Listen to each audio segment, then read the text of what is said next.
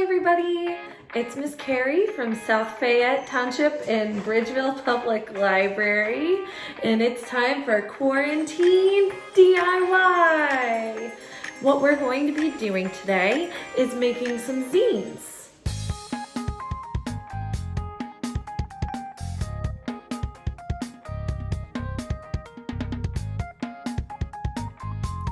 So now that you know what we'll need, we're going to start off by making our own zine, which is basically like your own magazine that you're making yourself, which is pretty cool, about things that you know or are experts in.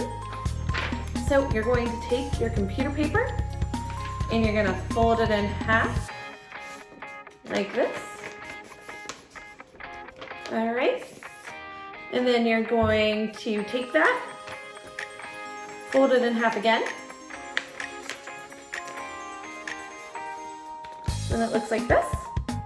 And then you're going to fold it in half again. Then what you're going to do is you're going to open it up, fold it. So you're going to open it up completely, and then you're going to fold it in half so that it's like this. All right? And then you take your scissors and cut your seam in the middle like I did.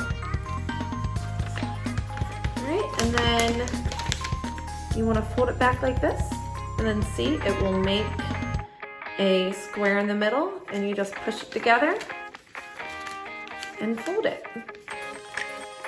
And now you have a little booklet, and that's basically all you need to get started. Once you get to this part, you just need to figure out what do you want your zine to be about, what materials you want to use. Mine was awesome YA books, and I used different magazines that I had at home. And I didn't finish mine yet, and I used markers and washi tape. You could use crayons and other things like that as well. But that's what I did. So you can have as much fun with it as you want.